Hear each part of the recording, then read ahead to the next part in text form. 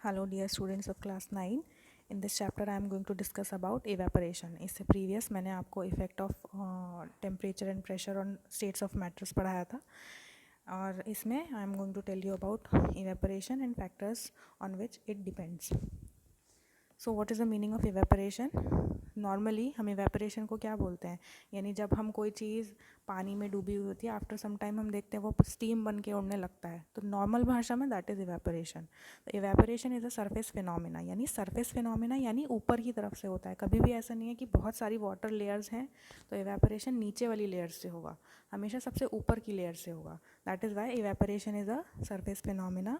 Particles from surface gain enough energy to overcome the forces of attraction present in the liquid and change into vapor state. इसका मतलब क्या हुआ? मैंने आपको बताया था कोई भी जो लिक्विड स्टेट में कोई भी मैटर होता है तो वो लिक्विड स्टेट में कब होता है, जब उसके अंदर उसके पार्टिकल्स के बीच में कुछ फोर्स ऑफ अट्रैक्शन होता है, तभी तो वो क्लोजली थोड़ा पैक्ड होते हैं एक दूसरे के साथ. लेकिन इवेपोरेशन के लिए जो मोस्ट इम्पॉर्टेंट चीज़ का होना ज़रूरी है वो क्या है कि पार्टिकल्स एक दूसरे से इतना दूर हो जाएं कि उनका फोर्स ऑफ अट्रैक्शन जो है वो टूट जाए, यानी उनके बीच में कोई अट्रैक्शन ना रहे. तो इवेपोरेशन कब होता है? जब पार्टिकल्स इतनी एनर्जी गेन कर लें कि उनके बीच में जो अट्रैक्शन है वो ना रहे, फोर्स ऑफ अट्रैक्शन जो प्रेजेंट है वो नहीं रहे, और उसके बाद वो लिक्विड से वेपर की फॉर्म में यानी भाप की फॉर्म में या स्टीम की फॉर्म में वेपराइज हो जाए. This is the phenomena of evaporation, this is the meaning of evaporation. अब इवेपोरेशन किन फैक्टर्स पे डिपेंड करता है, यानी इवेपोरेशन कब ज़्यादा होगा कब कम होगा. अलग जैसे मैंने आपको बताया था स्टेट्स ऑफ मैटर में टेम्परेचर ज़्यादा हो जाएगा अगर, तो जल्दी जल्दी से उनकी काइनेटिक एनर्जी ज़्यादा हो जाएगी, तो जल्दी जल्दी स्टेट्स ऑफ मैटर्स चेंज होंगी. ऐसी कुछ फैक्टर्स पे इवेपोरेशन भी डिपेंड करता है. तो वो फैक्टर्स कौन से हैं? Temperature, surface area, humidity, wind speed. First one is temperature.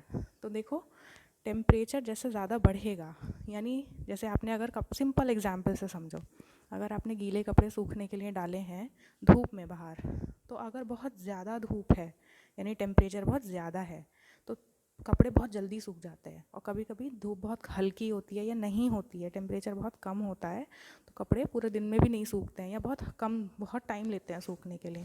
तो सिंपल सी बात है, टेम्परेचर जब बहुत ज़्यादा होगा यानी गर्मी बहुत ज़्यादा होगी तो इवेपोरेशन भी ज़्यादा होगा. तो it means the rate of evaporation increases on increasing the temperature of the liquid, यानी लिक्विड का टेम्परेचर जितना ज़्यादा बढ़ा देंगे इवेपोरेशन उतनी जल्दी होगा, उतना ज़्यादा होगा.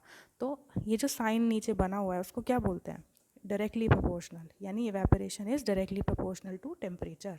टेम्परेचर जितना ज़्यादा इवेपोरेशन उतना ज़्यादा. Second one is surface area. तो सरफेस एरिया क्या, अगर जगह बहुत ज़्यादा होगी, खुली खुली होगी लिक्विड के लिए, तो भी इवेपोरेशन बहुत तेज़ी से होगा. तो इसका मतलब the rate of evaporation increases on increasing the surface area of the liquid. इसका मतलब सेम चीज़, evaporation is directly proportional to surface area. यानी अगर आप किसी छोटी चीज़ में लिक्विड को रखेंगे और फिर उसको इवेपोरेट होने के लिए छोड़ देंगे तो शायद टाइम ज़्यादा लगेगा. लेकिन अगर आपने बहुत बड़े टब में या बहुत बड़े स्विमिंग पूल में पानी रख दिया, लिक्विड रख दिया और फिर उसको इवेपोरेट होने के लिए छोड़ा तो वो जल्दी इवेपोरेट हो जाएगा. इसका मतलब सरफेस एरिया, स्पेस जितना ज़्यादा होगा उतनी जल्दी इवेपोरेशन होगा. तो evaporation is directly proportional to surface area. Next one is humidity. When the humidity of air is low, then the rate of evaporation is high and water evaporates more readily. आप इन दोनों definitions को पढ़ना. तो humidity जब rate of evaporation ज़्यादा होगा, ठीक है, उल्टा हो जाएगा इसका मतलब, यानी मैंने लास्ट में जो फॉर्मूला लिखा है evaporation is inversely proportional to humidity, यानी 1 अपॉन ह्यूमिडिटी मतलब inversely proportional to humidity.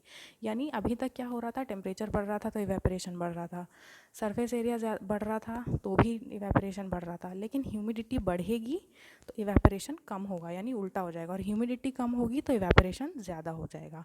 I hope आपको ये चैप्टर समझ आया होगा.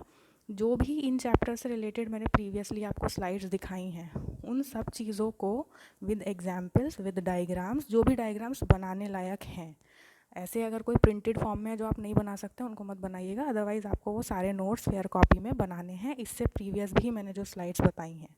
Thank you.